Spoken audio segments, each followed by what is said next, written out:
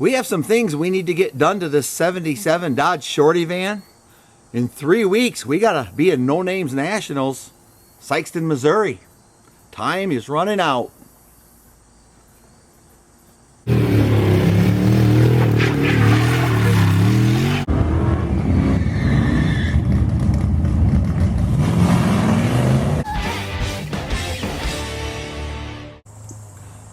First thing we're going to do is add an extra ground strap to the engine and to the voltage regulator in both in one shot. I'll show you how I'm going to do that on this van. I just anchored this right here to the head, and it comes up here, loops through the loom, and right around here to the voltage regulator. So it's an extra ground, body ground to the engine, and an extra ground to the engine to the voltage regulator. Also, this starter relay, one time this year I went to start it and I had to jump it with a screwdriver across, and it's all corroded, which causes it to short. See how it's all brown in there and burnt? That's a sign that it was shorting out. It works now, and it's been working, but I'm gonna clean this all up, and hopefully we can do that. In the meantime, I gotta buy a new one. But we'll get a new one before Sikeston, but I'm gonna clean this up. And a lot of times they're like, oh, that's all bad because it's burnt. It's burnt because it was being short. Anytime you get electrical short like that, it's gonna leave a burnt mark. But I got this brush here, and I'm just gonna really clean this up good. Put some really good contact cleaner on there.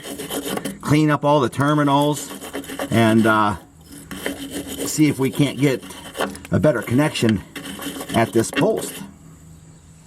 And now we're gonna reassure the ground to the engine control unit.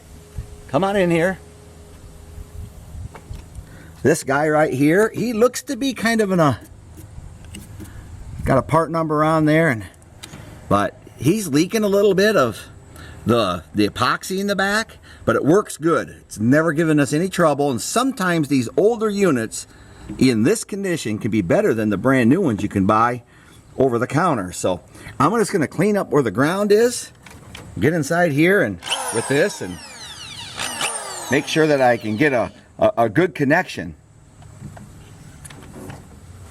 Listen to me, bracket racers. I've seen more than once a car gets out there, everything works perfect off the trailer, works perfect in the pits, works perfect in the staging lanes, get out there in the water box, or worse yet, trying to stage up, and all of a sudden the car won't start, or something happens, or you're the next one to be called out and the car just won't go.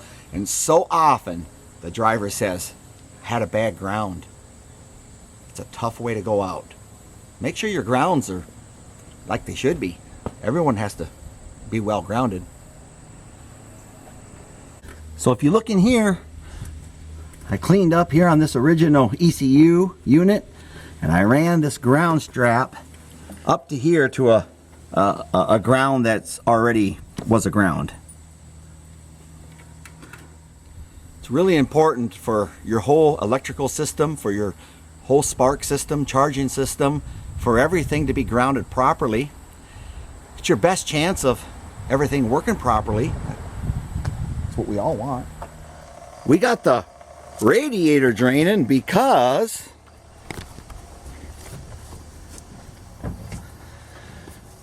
we got to take this exhaust manifold off, because this exhaust is coming apart in places, and we're going to try to fix it.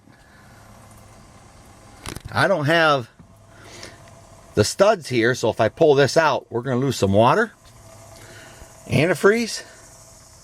I just took my Sawzall and cut the pipe, leaving quite a bit of the head pipe in case, you never know. Looks solid, they usually are. Hook up to it later if I ever decide I need to. Anyways, if you don't have a Sawzall, hacksaws work fine. Now let's see if it'll lift on out of here.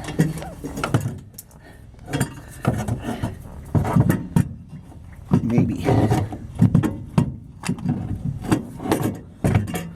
There we go.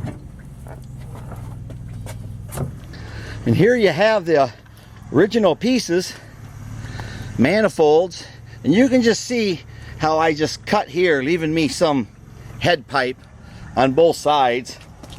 This is really solid, and if you ever wanted to go back, you could build off of that. And I did on the, just disconnect my 2 starter wires right there real quick prior to taking that manifold out.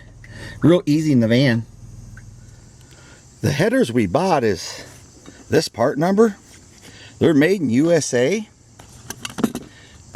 Hedman's.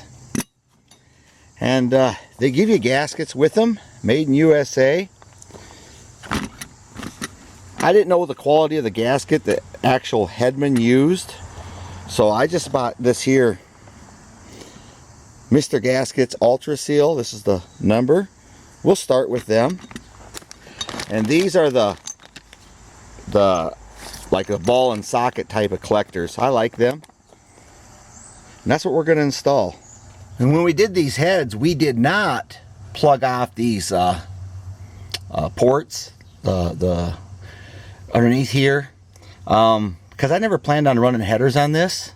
But just because of what's coming up and the limited time I have, and I need to fix the exhaust, I'm not going to be able to get it into a shop, so I'm going to do it myself. Easiest for me to do is go off the headers.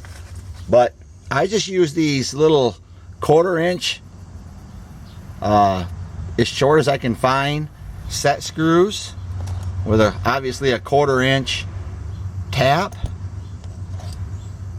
and it's an 1/8 inch wrench that screws them in there. You just got to make sure that they're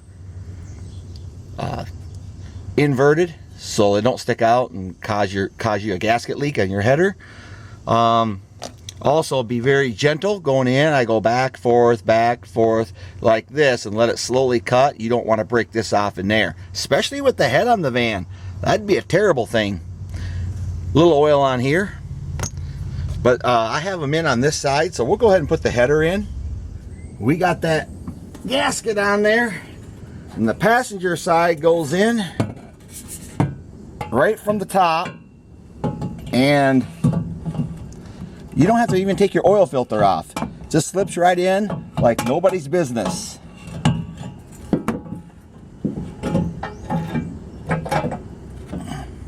I didn't take the time to clean these all, get the paint all off of this. This is just protective paint from shipping, and then paint it with an actual header paint. So that paint's going to peel right off, and I'll just have to take it off at a later time and paint it.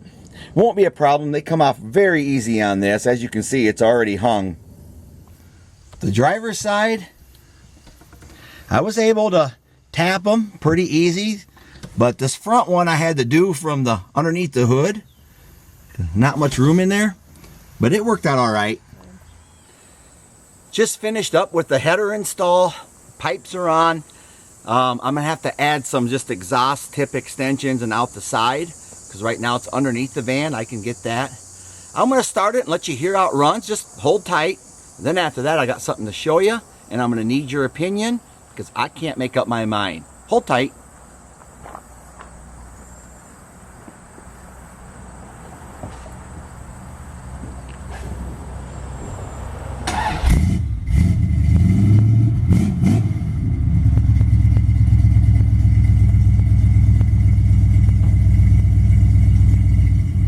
Sure, I care for the turbo mufflers on the van.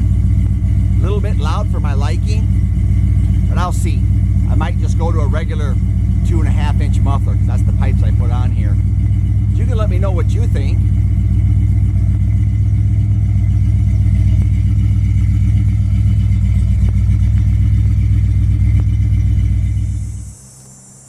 So it's heating up today. It's just, of course, the day I'm going to work. But anyways, I got something I want you to show. I want to show you. I want your opinion on something that I did, the last thing I'm doing. And come around to this side. We're trying out some rims and tires. I'm not sure if this just grabs me or not. I really like the front. I don't know that I like the tire height back here. So we have a set of these. something I'm going to show you about them. I've never used these type of rims before. Here's the difference. These rims are not normal, they're beveled. So it takes this type of a lug nut, and most people don't carry these on hands. You have to special order them, and they seat the rim like a normal rim with the angle, and then that thin part goes inside there just to line it up. So I mean, they work good. I don't know. What do you think? Let me know. Does it need to grow on me? I just can't. It can't grab me versus the original chrome ones. I just don't want to look like a dope mobile going down the highway. You know what I mean? I'm gonna drive up the hill. We'll show you this side of it with these rims, and then we'll stand on the other side, go up the hill. The van isn't clean, but that's besides the point. We're going with the rims. That way you guys can cast your vote while I try to make up my mind.